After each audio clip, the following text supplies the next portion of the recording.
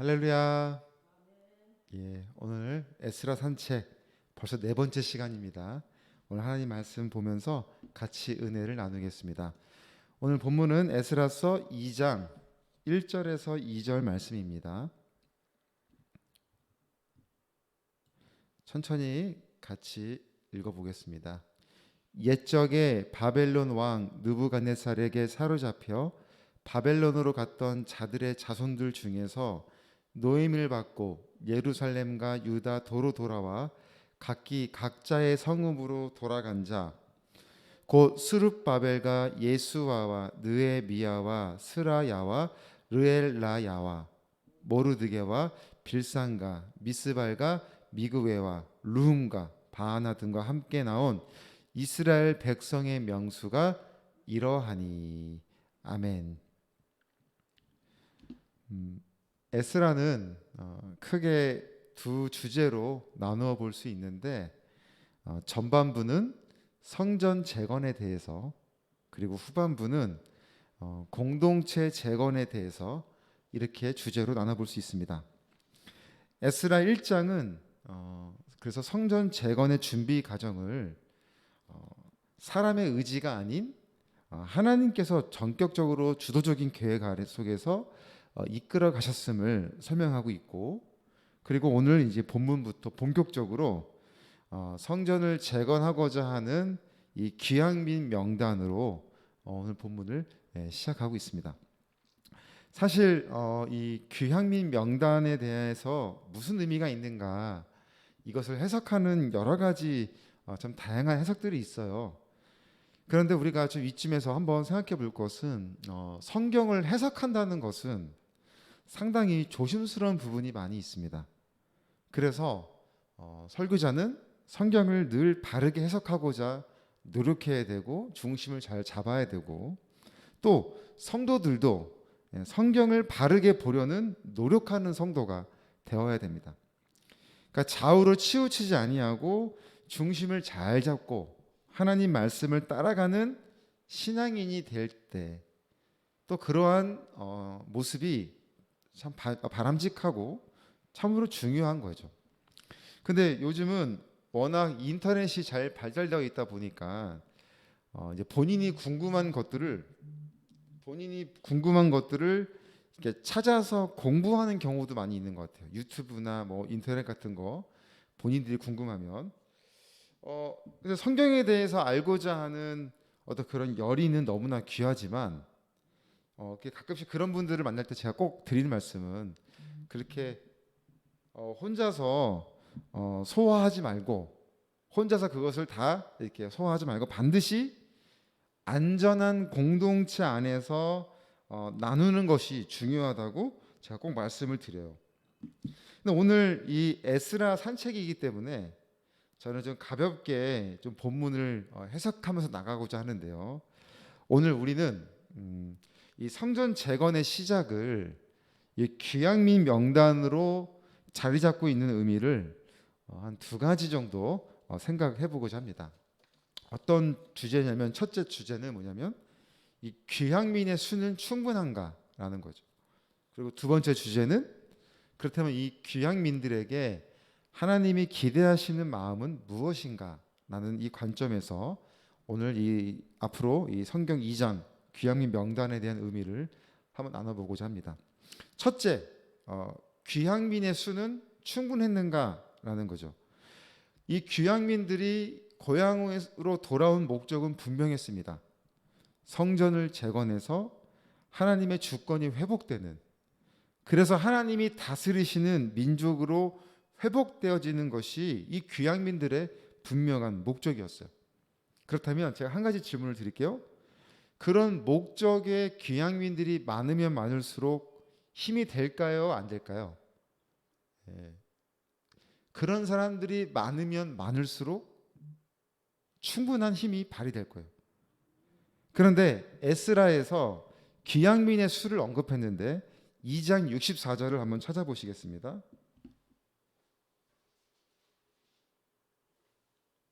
2장 64절을 보면 이렇게 말씀하죠. 온 회중의 합계가 42,360명이요라고 이야기합니다. 42,360명이다. 귀향한 민족이. 그러면 많은 학자가 추측하기를 이 바벨론에 거주하던 이스라엘 사람 중에 이 42,360명은 약 10에서 30%의 인구수다라고 이야기를 해요. 이 42,360명은 전체 이스라엘 민족의 10에서 30%의 인구 중에 그들이 온 것이다라고 이야기를 합니다. 여러분들은 어떻게 생각하십니까? 이들의 숫자가, 지금 이 귀향한 인구의 숫자가 70년의 포로 생활을 정리하고 어떤 하나님의 주권을 회복하는 데 있어서 충분한 규모라고 생각을 하십니까? 아니면 조금 부족하지 않나 이렇게 생각하고 있지는 않으신지요? 조금 더 정확하게 제가 한번 통계를 내볼게요. 2022년도에 저희가 이제 안양 동안구잖아요. 동안구 인구수가 31만 명이에요. 31만 명. 그죠? 그러면 다시 한번 해보면 귀향민 수의 10%라고 하면은 전체 인구수가 42만 명 중에 4만 명이 왔다고 볼 수 있고, 20%라고 하면 21만 명, 30%라고 하면 11만 명 중에 4만 명이다라고 말할 수 있다는 거죠. 동안구가 인구수가 31만 명이에요. 그러니까 31만 명 중에 4만 명이 돌아와서 이 넓은 안양 지역을 재건한다 그러면 가능한 숫자인가? 4만 명은 비산동이 5만 명이에요. 5만 명. 그러니까 비산동 사람들이 안양 동안구 망안구 전체를 다 재건하려고 한다고 하는 목적이란다면 그들의 인원 수가 과연 많다고 할 수 있을까라고 보여진다는 것이죠. 여러분들은 어떻게 생각하십니까? 충분하다고 생각하십니까? 아니면 부족하다고 생각하십니까? 우리는 세상 일이 아니어도 이 믿음의 공동체 안에서도 어느 정도 규모가 있어야 뭔가를 할 수 있다고 생각할 때가 있어요. 한 명보다는 두 명이고 많을수록 좋은 거 아닙니까? 생각할 수 있죠. 더군다나 지금처럼 한 사람이 귀한 이 시대 속에서 한 사람의 일꾼은 너무나 소중하고, 그렇게 또한 든든한 어떤 재정적 지원을 할 수 있는 상황에서 일을 한다면, 가급적이면 하나님의 일도 사람도 많고 가진 것도 많으면 좋다고 생각하기도 합니다. 이렇게 세상 일이든 또 믿음의 공동체이든 우리는 이러한 생각을 일반적으로 할 때가 많죠. 물론 저도 너무나 그런 게 절박해요. 우리가 많은 일들 가운데서 이렇게 참여해 주시는 한 분 한 분이 얼마나 귀한지 몰라요. 또 그런 것이 많이 위로가 되고 격려가 되어서 그런 힘으로 사실 사역을 감당할 때가 많이 있죠. 그러니 인간적으로 볼 때 그런 귀한 분들이 많을수록, 또 뭔가를 할 수 있는 넉넉한 재정이 많을수록 뭔가 열심히 더 할 수 있다고 생각하는 것이 당연한 생각일 것입니다. 그런데 과연 하나님도 그렇게 생각하시는가라는 것을 우리는 생각해 봐야 돼요. 그러니까 하나님이 하나님의 일을 하심에 있어서 언제나 우리가 인간으로 생각하는 것처럼 완벽한 상태로 하나님은 일을 하시길 원하시는가? 그런데 성경을 보면 우리는 하나님께서 대다수보다 소수의 사람들을 통해서 역사하시는 것들을 많이 보게 됩니다. 물로 세상을 심판하실 때 하나님이 그 심판된 세상을 다시 시작하실 때 사용하신 사람은 노아와 그의 가족들 8명이었어요. 하나님은 아브라함 한 사람을 사용하여 큰 민족을 이루셨습니다. 우여곡절이 있는 듯한 인생처럼 보여졌으나 요셉을 통하여 야곱과 그의 가족들 70명이 애굽으로 내려와서 훗날에는 60만 명의 대장정을 앞세운 큰 민족으로 번성시키셨어요. 하나님은 숫자와 규모의 우선보다 많은 희생과 헌신을 각오하고 있는 자들을 찾고 계십니다. 그러니 아무도 쉽게 감당할 수 없는 자리에 있다 하더라도 그 자리에 사명자로 부르셔서 어떠한 일이라도 할 수 있도록 허락하셨다면 하나님은 당신을 통해 기대하심이 있다는 것을 깨닫는 것이 우선이며, 그 다음은 나를 통해서도 하나님이 그 역사하심에 동참하도록 만들어 주시는구나, 그러한 특권을 내가 받았구나라는 것을 우리는 깨달아야 하는 것입니다. 하나님은 소수라고 할지라도 선택받은 한 사람의 인물을 중요하게 생각하시며, 그 헌신되고 준비된 자를 통하여 하나님은 하나님의 놀라운 일들을 이루어 나가시는 것입니다. 그래서 민족들이 볼 때는 좀 작은 듯한 보이나 하나님에게는 그것은 숫자가 중요한 것은 아니었어요. 얼마큼 준비된 사람들이 이 귀향민 자리에 있는가, 이것을 지금 중요하게 말씀하고 있는 것입니다. 두 번째는, 그렇다면 하나님은 이들에게 기대하고 계시는 것은 무엇인가? 귀향민의 명단의 의미는 바벨론 포로 생활 70년이 지난 가운데 귀향민의 인원들이 어떤 면에서는 비록 초라해 보이고 부족해 보이는 것처럼 느껴지나 그들은 하나님의 섭리를 펼쳐나가기에 충분한 공동체임을 말씀하고 있는 것입니다. 그러니까 그들은, 이 귀향민들은 그냥 정처 없이 떠돌아다니던 이스라엘 사람들이 아니라 역사와 정통성을 지닌 민족임을 성경이 증거해주고 있는 거예요. 그리고 하나님은 그들에게 역사와 정통성을 가지고 있는 그 자부심을 가지기를 원하시는 거예요. 하나님이 선택하신 민족, 하나님이 이끌어 가셨던 그들의 역사, 그것이 전부가 될 수 있는 믿음, 그 이유면 충분하다고 고백할 수 있는 믿음, 하나님의 자녀로서 자부심을 느낄 수 있는 믿음, 세상 무엇을 하든지 간에 인간적으로 볼 때는 부족해 보이고 연약해 보이나 내가 하나님의 자녀라는 사실만으로도 충분한 자신감과 용기를 가지고 그 일을 할 수 있는 사람들, 하나님은 그런 자부심, 그런 어떤 자긍심을 느끼는 그런 마음을 가진 자들을 하나님은 기대하고 계셨던 거죠. 사랑하는 여러분, 2022년도 하나님이 이루어 가시는 이 귀한 한 해의 과정을 역사와 정통성을 가지고 있는 자부심을 가지고 이 한 해를 보내시길 바랍니다. 다른 누군가가 많이 있겠지, 다른 누군가가 하겠지, 이런 생각을 가지기보단 내가 아니면 안 되겠구나 하는 이 사명감을 가지고 하나님이 부르신 그 자리에서 최선을 다하는 올 한 해가 되시길 바랍니다. 그러니까 이 관점을 가지고 앞으로 이 에스라 2장의 명단에 들어있는 이유가 이런 의미가 있구나라는 그런 관점으로 이해하시면서 앞으로 이 명단들을 통해서 우리에게 주시는 은혜를 같이 나누는 그런 자리가 되길 바랍니다. 아멘. 오늘 말씀을 생각하면서 우리 잘 기도할 때 호스피스 환우와 가족들을 위해서 좀 기도해 주셨으면 좋겠습니다. 그 환우와 가족들을 돌보기 위해서 하나님이 나를 여기 부르셨구나, 그 일을 하라고 다른 사람이 아닌 우리를 부르셨구나.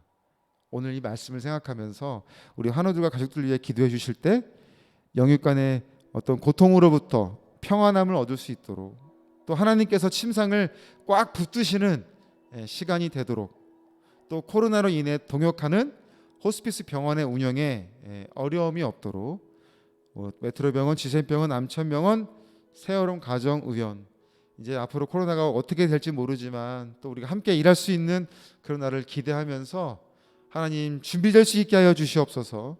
우리 그 마음을 가지고 같이 기도하겠습니다. 하나님 감사합니다.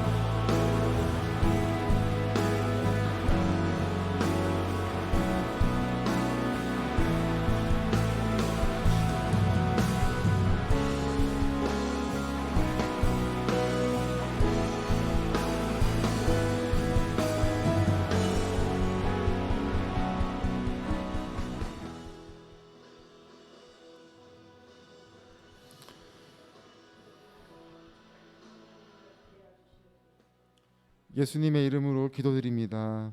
아멘. 사랑의 하나님, 오늘 말씀을 생각하며 그 연약함에 있는 삶의 절망 끝에 있는 환우와 가족들을 섬기기 위하여 하나님이 나를 부르셨음을 다시 한번 깨닫고 이제 그 일을 남이 아닌 누군가가 아닌 내가 해야 한다는 그 하나님이 보내주신 사명감을 가지고 우리가 이 자리에 있게 해 주시고 더욱더 한우와 가족들을 위하여 기도하는 우리의 마음이 뜨거워지게 하여 주시옵소서.